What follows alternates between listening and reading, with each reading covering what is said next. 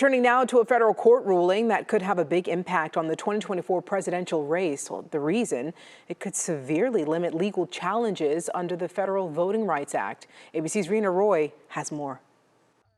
A major decision out of a U.S. appeals court that could have major implications for voters and elections across the country next year. A federal appellate panel narrowly ruling Monday 2-1 that a key provision in the 1965 Voting Rights Act does not allow people outside the U.S. Attorney General to sue over alleged electoral discrimination based on race. That would ban civil rights groups like the NAACP and ordinary private citizen plaintiffs from bringing lawsuits under this crucial provision of the Voting Rights Act, dramatically curtailing the reach of one of the nation's most powerful civil rights laws. This all unfolding in Arkansas, where a local NAACP chapter brought a lawsuit under the act to block a redistricting plan, arguing that it would result in black voters across the state being significantly underrepresented in the state legislature.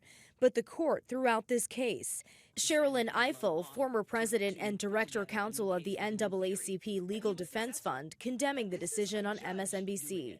This is a judge taking the line from one justice and deciding to upend the crown jewel statute of the civil rights era. Back in June, in a similar case, the Supreme Court ruled that Alabama's redrawn congressional maps were unconstitutional because they dilute the influence of the state's black voters.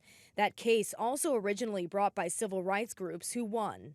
And this ruling out of Arkansas is expected to be appealed to the U.S. Supreme Court, where it will likely be heard in 2024 during the high-stakes presidential election year. Rena Roy, ABC News, New York.